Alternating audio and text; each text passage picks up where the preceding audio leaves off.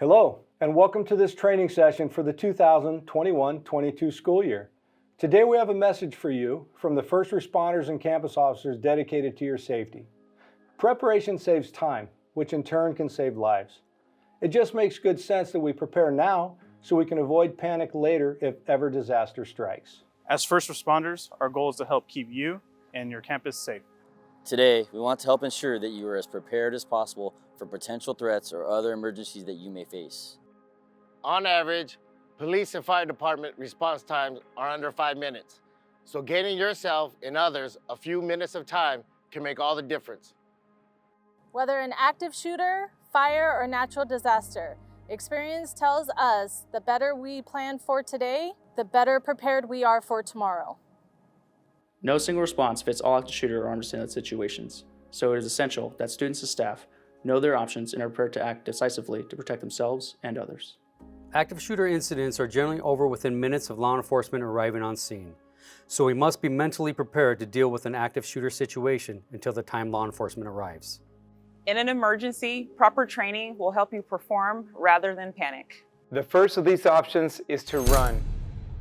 Leave your belongings behind. Help others escape if possible. Prevent individuals from entering an area where the active shooter may be. Keep your hands visible to police officers. Follow instructions of any police officers. Do not attempt to move wounded people, and call 911 when you are safe.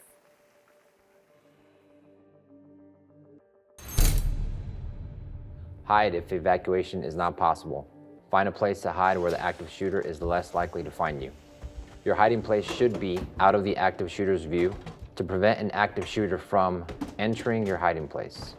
Lock the door. Blockade the door with heavy furniture. Provide protection if shots are fired in your direction. Not trapped or restrict your options for movement. Turn off any source of noise, i.e. radios, televisions. Hide behind large items, i.e. desk, cabinets. Remain quiet and calm. Dial 911 to alert the police of the active shooter's location. And lastly, fight. Attempt to disrupt and/or incapacitate the active shooter by taking action against the active shooter as a last resort, and only when your life is in immediate danger. Act as aggressively as possible against him or her, throwing items and improvising weapons, such as fire extinguishers, chairs, staplers, etc., yelling, committing to your actions. 911, what is your emergency? There's a shooter. Where are you located? Rancho Cucamonga High School. Please help me. Call 911 and provide as much information as possible. Slow down and be calm. Use simple language to describe what you see and hear. Give information on people who are wounded, their location, the number of people with you, and remember, don't hang up, even if you can't talk, unless instructed by the dispatcher to end the call. If you can do so safely, remember that you can make a difference and save a life. You can access the Stop the Bleed kits located in every AED compartment on campus. S is for Stop the Bleed. You can stop the bleed using direct pressure, applying a tourniquet, or packing a wound if you are trained to do so. To properly apply a tourniquet, unwrap it after removing it from the Stop the Bleed kit. Then pull it over the affected limb and tighten it above the wound. Wrap the tourniquet around the limb by pulling it away, then back towards you, assuring that it wraps correctly. Then, twist the handle to tighten the tourniquet and secure its position once it's completely tightened. And lastly, sling the excess strap over the handle and put the white strap across from it to secure the position.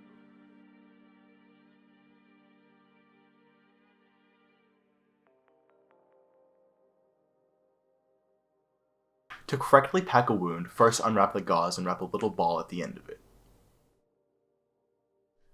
Insert the balled up side of the gauze into the wound. Then, while being careful that one finger remains applying pressure inside of the wound, begin to further pack the gauze in. It's extremely important that one finger remain in the wound at all times. When completely packed, you can remove your fingers from the wound and ball the excess cloth in your hand, then continue to apply pressure.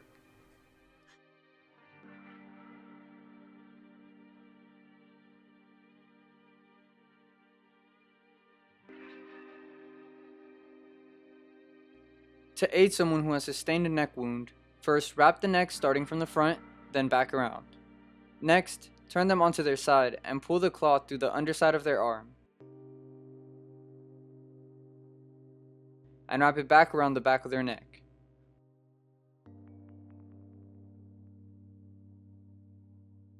Repeat the process until the cloth has run out, and lay the injured person back down.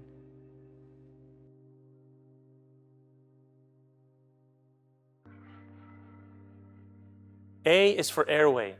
Any person or student that is unconscious and unresponsive, roll them on their side to protect their airway. To aid someone who has suffered an injury to their back or torso, flip their body so that you can properly treat the wound. V is for vented chest seal. Cover every hole to your torso from your belly button to your neck, front, sides, and your back. Next, remove the occlusive dressing from the Stop the Bleed kit and remove it from its packaging as seen in the video demonstration. Pull the red tab away from the clear lining and then begin to apply it to the affected area similarly to how you would apply a bandage.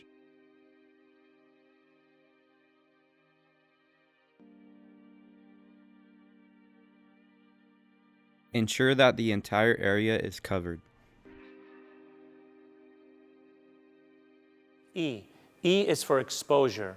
We want you to keep your patients and the students that are injured warm. Do that by covering them with the hyperthermia blanket inside the Stop the Bleed kits or any other items around you that can help you keep them warm.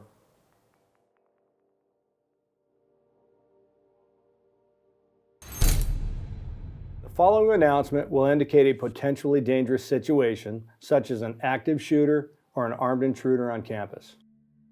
Lockdown, lockdown, lockdown. If you are out of class during the passing period, lunch, before or during school, quickly travel to the closest available room to take cover. No students are let out of classrooms during a lockdown. No students will be released until after the following statement. The lockdown is now canceled. If doors are not locked, lock the door at the first sign of an emergency. Turn out all lights, take cover on the floor away from windows and doors, check email, text, Remind app, etc. for more information if instructed to do so. Security or administration will lock entrances to the buildings if possible. Our best option is to prevent an incident before it occurs. Be aware of your surroundings and report suspicious behavior to staff members, campus officers, and SROs. If you see something, say something. Shut gates and ensure others do as well. Protect your campus and lock classroom doors during instruction.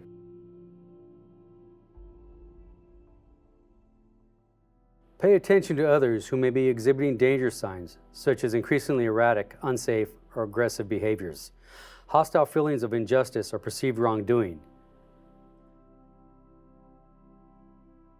changes in performance, sudden and dramatic changes in life or in personality, observable grievances with threats and plans of retribution. If you see something, say something. Do not ignore concerning behavior. Direct or indirect threats, in person or social media. Immediately report concerning behavior or suspicious activity to a staff member, or call 911 if it is an emergency. Otherwise, you can share concerns by using the We Tip anonymous text reporting app. Click on the School Safety tab on Canvas and district website, or by calling 1-800-WE-TIP to anonymously report information.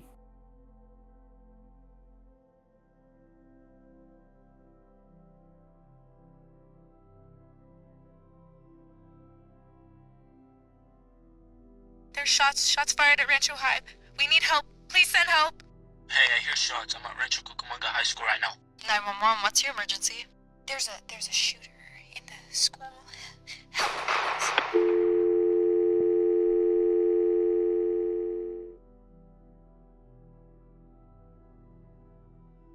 We're all in this together. We're all in this together. We're all in this together. We're all in this together. We're all in this together. We're all in this together. We're all in this together. We're all in this together. We're all in this together. We're all in this together. We're all in this together. In a dangerous situation, taking the necessary precautions and being prepared can make all the difference. What's important is that we remember that we are all in this together.